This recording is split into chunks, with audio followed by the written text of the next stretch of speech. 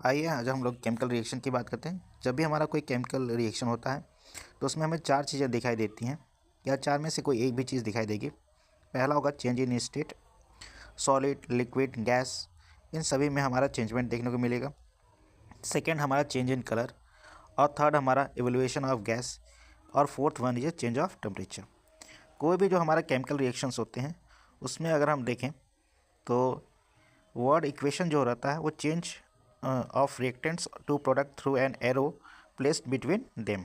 अगर हम देखें तो ये हमारा जो फ्रंट ऑफ केमिकल रिएक्शन दिख रहा है उसमें हमें ये देखने को मिलती है कि ये रिएक्टेंट्स हैं जो कि हमारे प्रोडक्ट को फॉर्मेशन कर रहे हैं, जो कि हमारे ब्लू इंक से लिखे हुए हैं। इसमें हमारे दो साइड्स होंगे, पहला होगा लेफ्ट हैंड साइड और दूसरा होगा RHS। और जो हमारा RHS है और उसमें हमें ये देखने को मिलेगा कि ये प्लस साइन से जुड़ा हुआ रहता है जो भी हमारे रिएक्टेंट्स होते हैं, और arrow head point towards the product जो कि हमारे डायरेक्शन ऑफ रिएक्शंस को बताता है। अब किसी भी हम केमिकल रिएक्शंस को कैसे लिखते हैं, जैसे काउंट करते हैं, हम कंपेयर करते हैं number of atom of each element on left hand side and RHS of arrow. फिर इसके बाद हम केमिकल रिएक्शंस को लिखते हैं, और हम केमिकल रिएक्शंस को बैलेंस भी कहते हैं।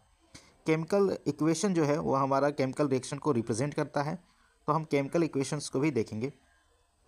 तो ऐसे हमारे केमिकल इक्वेशंस जो कि हमारे अनबैलेंस होते हैं क्योंकि हमारा मास जो है वो सेम नहीं होता है, तो ऐसे हम केमिकल इक्वेशन को स्केलेटल कहते हैं।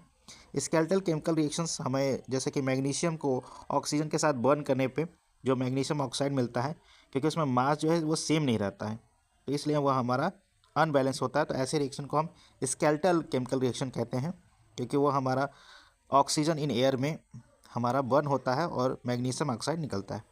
किसी भी केमिकल रिएक्शंस को हम कैसे बैलेंस कर सकते हैं? केमिकल इक्वेशंस को बैलेंस करने के लिए total mass of element present in the products of chemical reaction has to be equal to the total mass of element present in the reactants.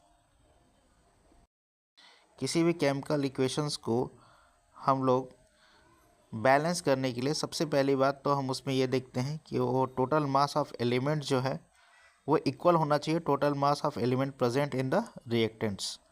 और दूसरी बात यह है कि हमारे number of atom of each element remain the same before and after the chemical reactions.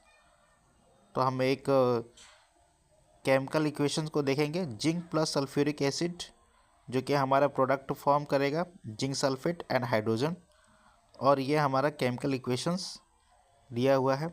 इसमें हम number of atom देखेंगे।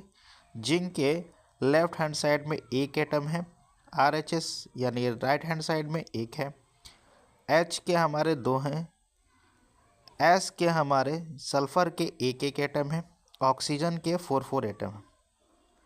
तो इस तरह से ये जो हमारा zinc plus sulphuric acid, arrow, zinc sulphate and hydrogen, ये केमिकल रिएक्शन हमारा बैलेंस है।